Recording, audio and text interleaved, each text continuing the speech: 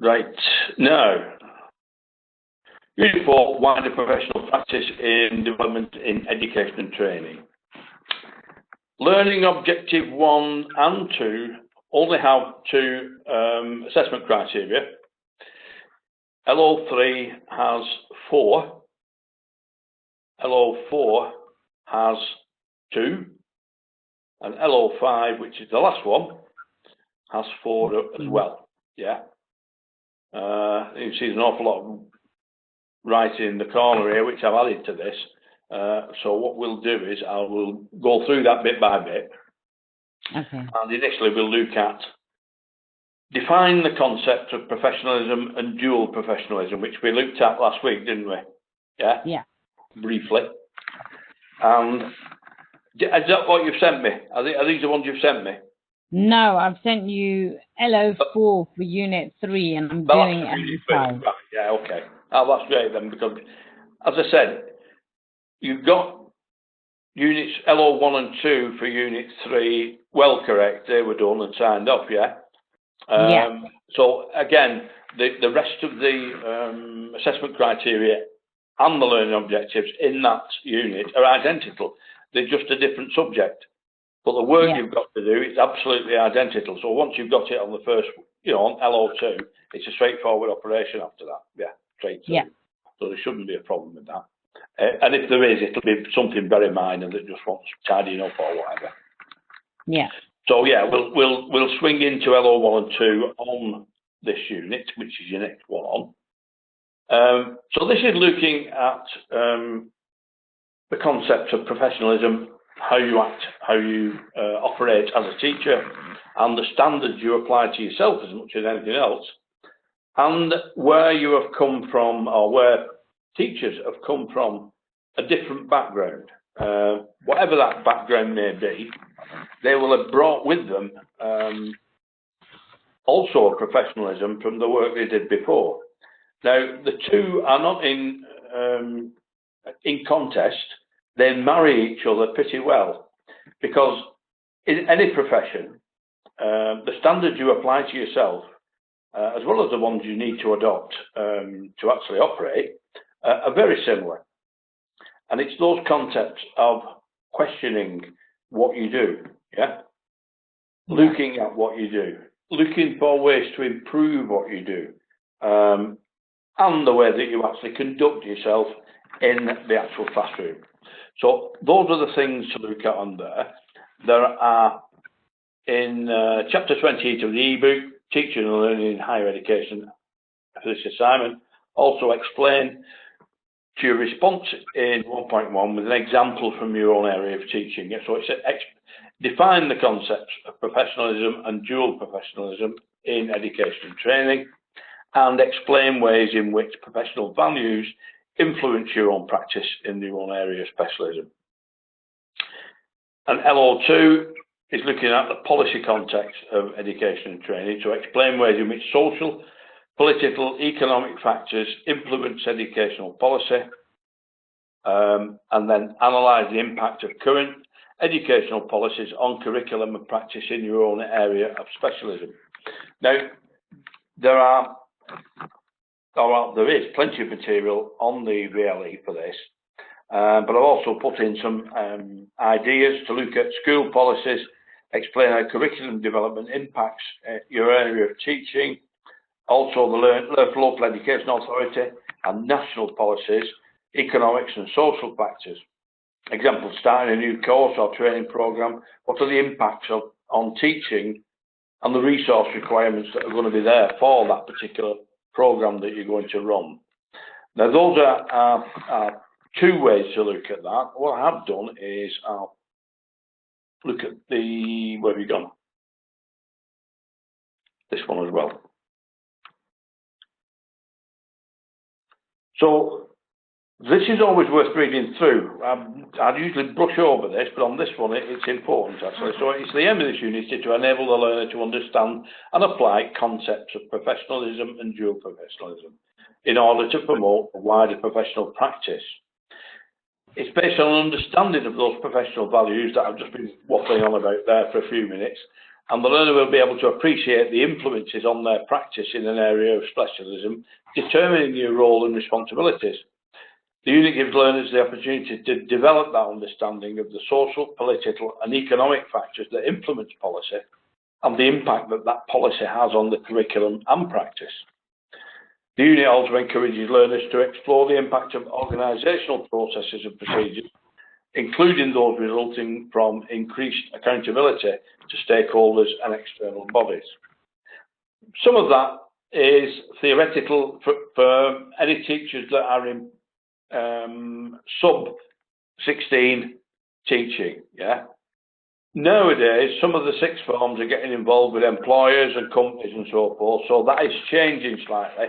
But usually that was the area of people teaching in higher education, further education, and higher education come to that, where you were directly involved with schemes like apprenticeship programs, that sort of thing, where the two had to marry together. The academic work that was done in college, and even some of in terms of apprenticeships, the skills work that was done, the basic skills work that was done in college, where that married up to what was actually being taught in the workplace, where they were, the company that they were working in as an apprentice. Yeah. So it's developing an understanding in the need for and ways of contributing to quality assurance and quality improvement and arrangements of an organisation. So that's, like I said, it's also part of your own professionalism and the way you actually work yourself in the context of where you work. Most organisations will have well, I'm saying most, all these days, we'll have a quality assurance person who is responsible for the overall responsibility for the quality of what's being produced in that particular school, yeah. And they will have documentation in place, they will have procedures that they go through, talk about ones that you've been involved with, yeah. And there are also plenty of ideas on here actually for fulfilling that as well. On the one hand, I look at this unit in two ways. One is it's essential that learners develop an understanding for the need for ways of contributing. On the other hand, this course demands that people are in a teaching position or have experience of a teaching position to actually complete the requirements of the course. Now, most of you will have already developed an understanding of the need for ways of contributing and the ways that you do contribute to the process. So it's a bit of an ambivalence there in terms of what it's looking at. The unit gives learners the opportunity to address the need for evaluating and improving their own practice by identifying opportunities for personal and professional development, which you've actually just done at the end of Unit 3, yeah? Yeah, so it would be LO5, isn't it? Yeah, yeah. Almost identical. Yeah. So, again, there are no essential resources for this unit. As with other units, it's recommended that practice to relate knowledge and understanding with practical experience. The unit provides evidence that is supported by practice, which contributes to the overall 100 hours requirement for teaching practice. And that is if you've got or you're in a position to gather documentation, yeah, it's a matter of producing the documentation and explaining how it works, yeah. Sometimes that can be not exactly clear to you where you work, and that's why I said that there is usually a nominated quality person. Have a chat with them, yeah. Just have a chat with them, because they can probably fill in the details that you need, just make a few notes, and that will complete what's required, yeah.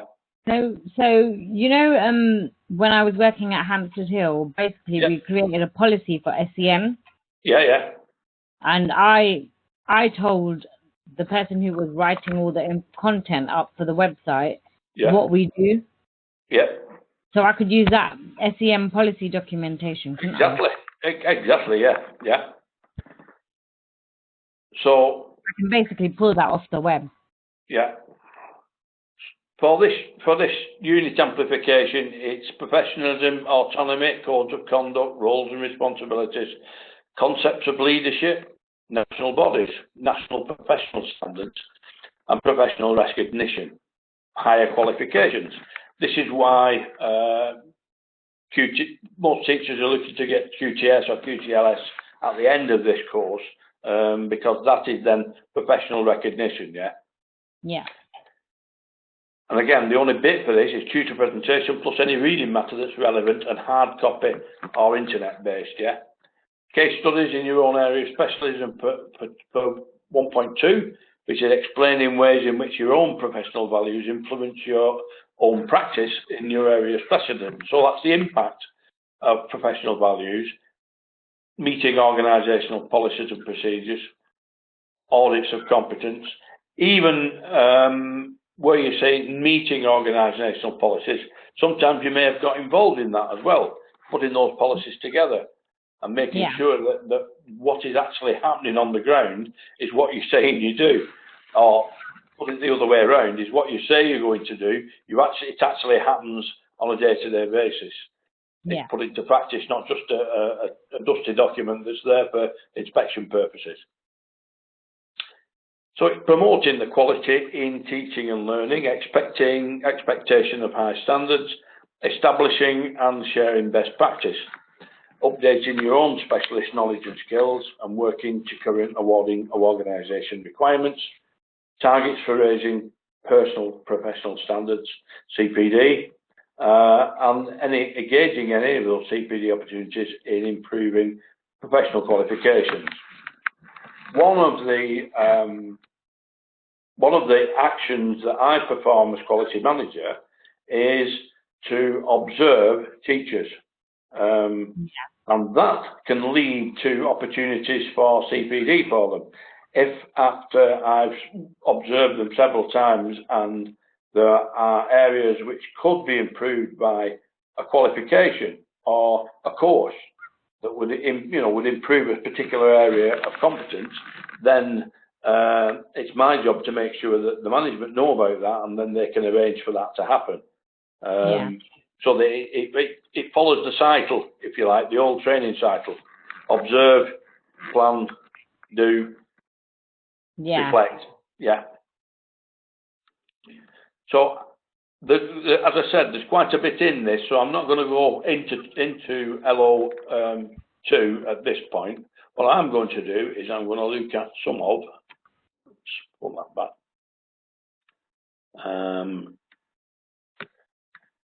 The books on here, I've got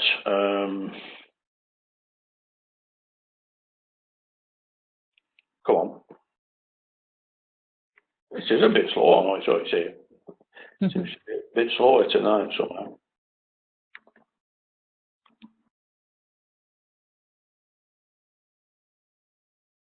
Oh, do you want to? Hello. I'd already unlocked it as well. Ben's here.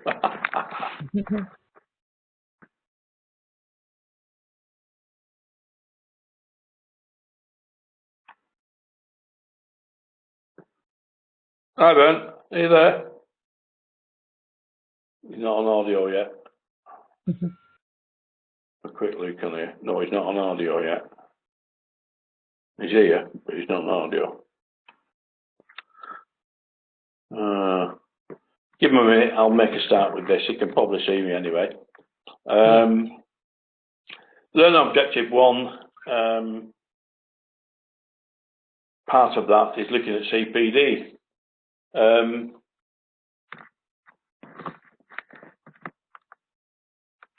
Your peers may share activities and resources that they find effective in teaching. Consider how this knowledge could benefit you. There's a CPD form actually on here, so actually complete that for yourself and put it into your file. It may be that there are things on there that you could think, oh, I could do with that. Hi Ben, are you there? Hi. Superb. Oh, I've got you. Hey, sorry I'm late. Yeah, it wouldn't connect. Oh, right. Okay. Right, well, I've really just gone on the outline of Unit 4 now. I'm looking at learning Objective 1 and 2, yeah? Yeah. we had a quick look at those last week. I've just gone over that now. No problem. This is learning objective 1. So it's looking at defining, oops, stop jumping about.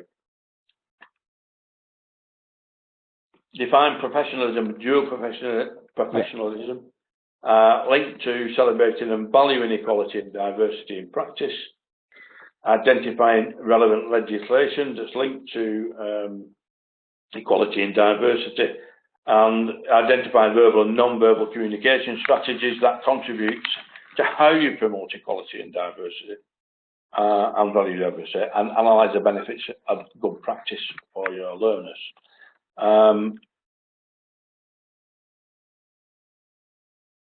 Be a pro, what does that mean? And it's like I said to Deepa just before you came on, again, you're another example like me. You came from a different background altogether. Teaching is a secondary professionalism, if you like. Yeah. And it was making the point that professionalism doesn't clash. If you're working to professional standards in another area, then that will marry very well into the professionalism in teaching, because the same standards apply. If you are providing any sort of service in what you've done before, be that a paper service or whether it's actually a practical service, you will have standards that you've looked at. You will understand the reflective process, whether you did good or whether you did not do good on there, and you will probably be your own worst critic. Yeah, most teachers I know are their own worst critic. As I said, I was just saying before we came on, I do teacher observations on a fairly regular basis, and those are to identify if there are any CPD opportunities there that one of the teachers I've observed may benefit from, and then as quality manager, it's my job to put that through to management and say, we need to provide this for this particular teacher. It will improve this, blah, blah, blah, basically.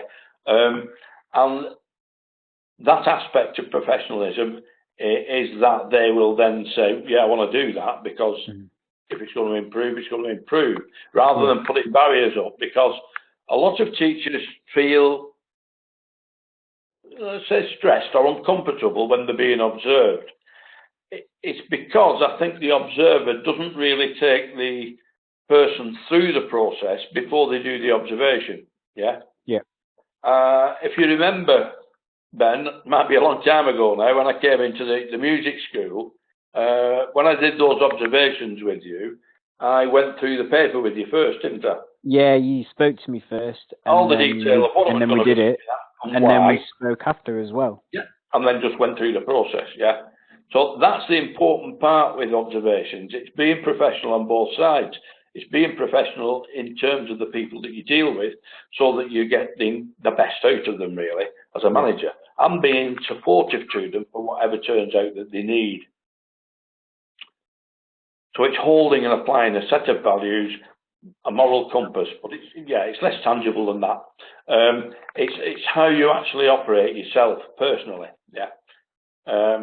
I'm trying to think of the word before. It is. It's personal integrity as much as anything else. Yeah. That's the word I was looking for. Yeah.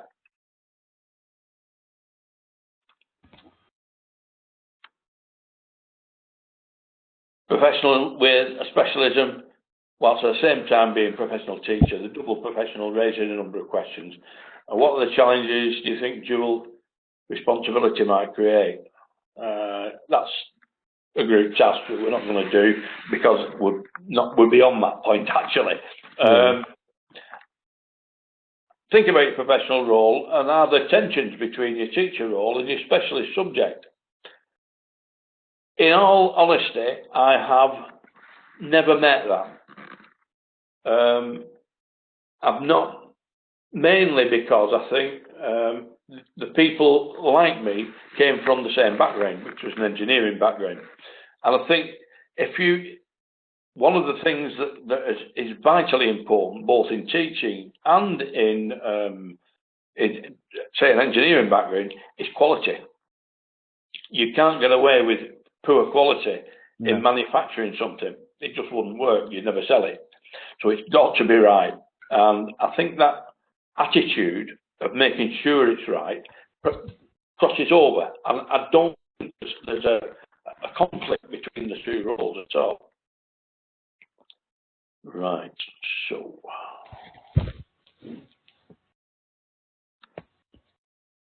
right.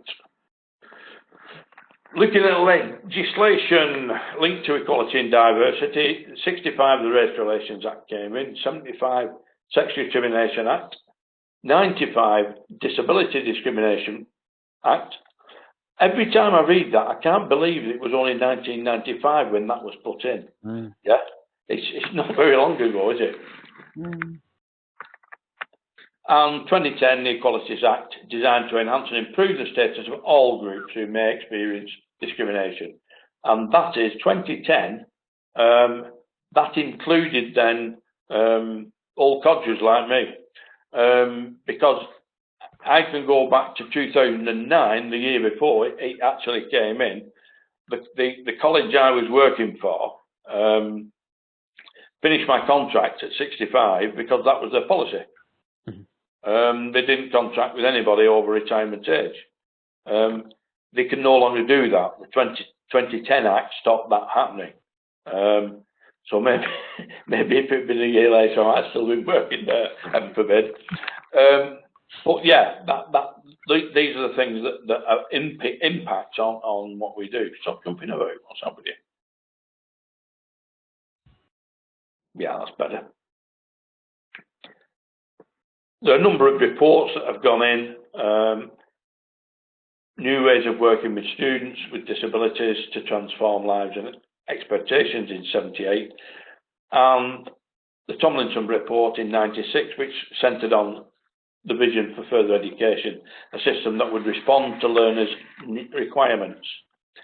Now, in a lot of cases, and this is a personal point of view now, you may disagree with it, I don't know, that the closing of special schools for SEN learners, I think has been a bit of a disaster.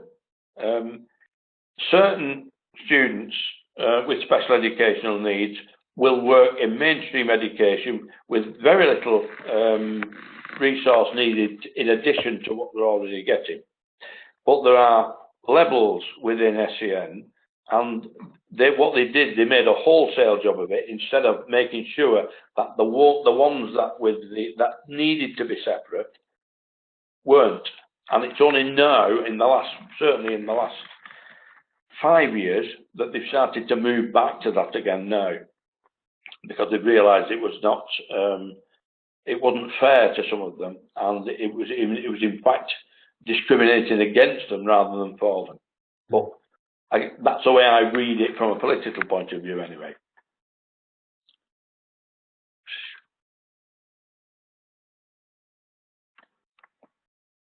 Yeah, organisation structures show race on the red card, end race and this generation. Stop jumping. Inspiring action to tackle racial equality, and how does your organisation promote achievement in and equality? It's up to managers or teachers to promote equality, and is this part of your professional role? I would say yes, it is. But from what I've just said previously, there is a level or a certain point at which you need to differentiate. Yeah.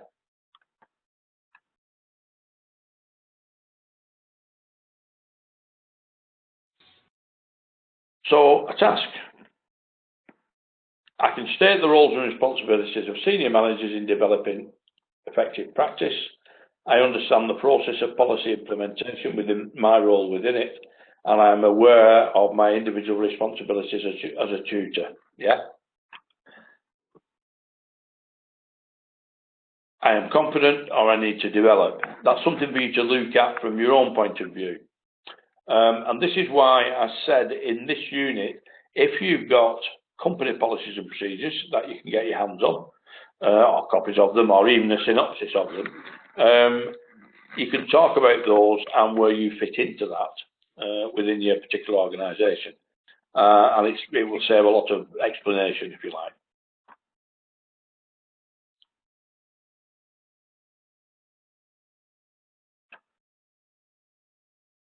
Oops, where have we gone? Research theory types of communication as listed below. Now you'll have just done that in Unit 3, yeah? Mm-hmm. Now, looking at communications of non-verbal, verbal, etc. on there, so we don't need to go any further with that one. I can close that down. Yeah.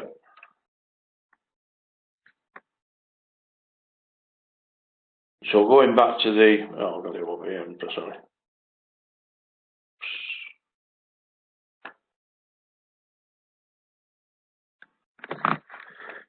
The information on here is looking at the ebook and explaining in response from one point on an example of your own area of teaching. Those two particular learning objectives should be fairly straightforward to maintain. It's asking for a definition and an explanation, yeah? It's not asking for, where have you gone? Where's everybody gone?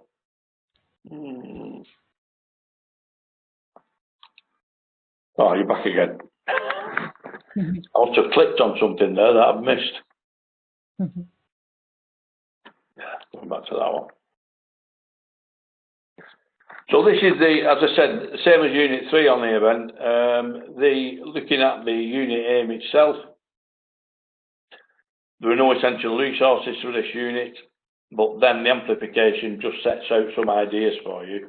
Yeah.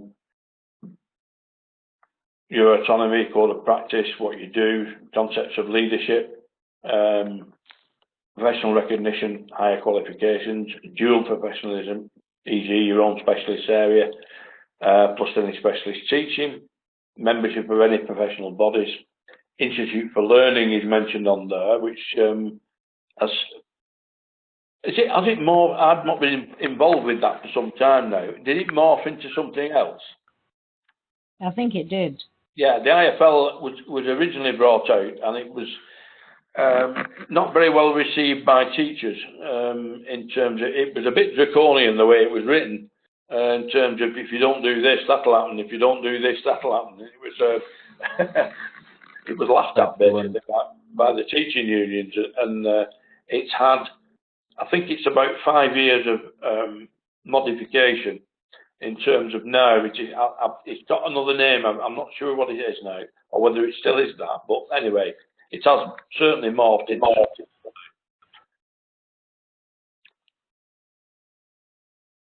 So on this second part of the second AC, it's looking at the impact of professional values, meeting organisational policies and procedures, audits of competence, promoting quality in teaching and learning, an expectation for high standards, and establishing and sharing best practice. Now, sometimes those things can come into conflict. If you've got high expectations for learners, best practice is not always to push too hard. A lot of the awarding bodies now have been asked to follow university standards and have gradings, yeah? So you've got pass, merit and distinction. It would be unfair with some learners to push them to get a merit or distinction if you don't think they're capable for whatever reason. The time then is to discuss it with them and go through the process with them of what the additional work they would have to do for a merit or a distinction, and ask them basically, is it something they wish to do, or whether they just want to go for the pass on that particular unit. And if you go through that process, I think that's the fairest way of expectation of high standards, because I've found that language can be a problem with some learners, and it will be unfair to differentiate between those learners because they've got a language difficulty. It would make it's a lot easier to go with them and say, well, Lou, this is what you would be expected to do for that. Could you do that? And if the answer is I'm not sure or I don't think so, I would prefer to just go through that pathway. Then I say that's okay, we work that way, and that's what you can achieve. Thankfully, this qualification is not graded. It's pass or achieve or not yet achieve. Yeah. Mm-hmm. So we work through the process until we've got achievement right the way through.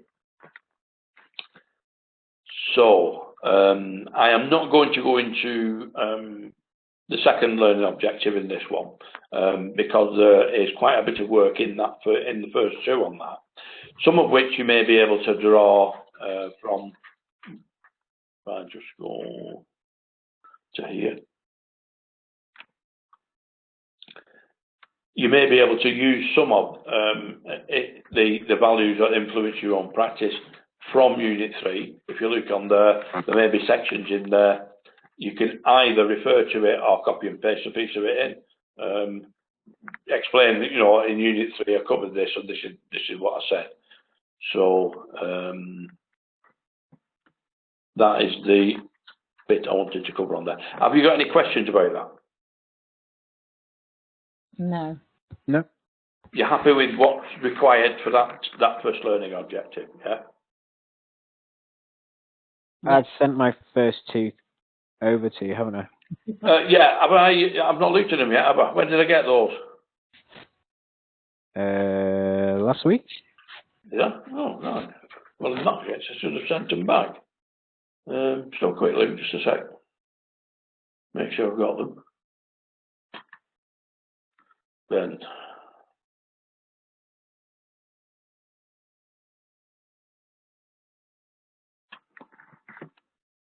Unit 3, and Unit 1. I've not got not got anything for Unit 4. Yeah? Right.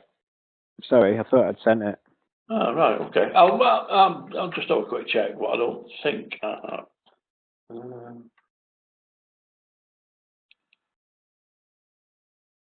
Either one of those, come on, open.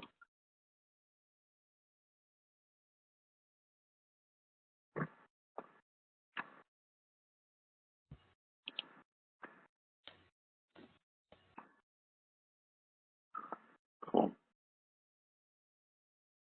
Have a quick look at that one. Oh, there we are.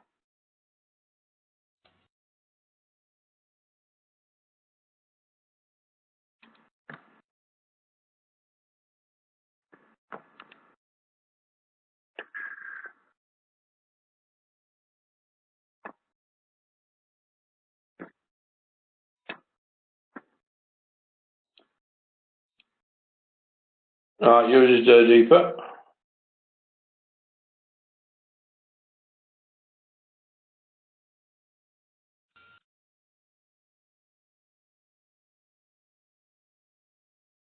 Ben, here we are. So, oh yeah, there it is. No, that was the other one. It was a bit further down. Oh, right, I'm not back.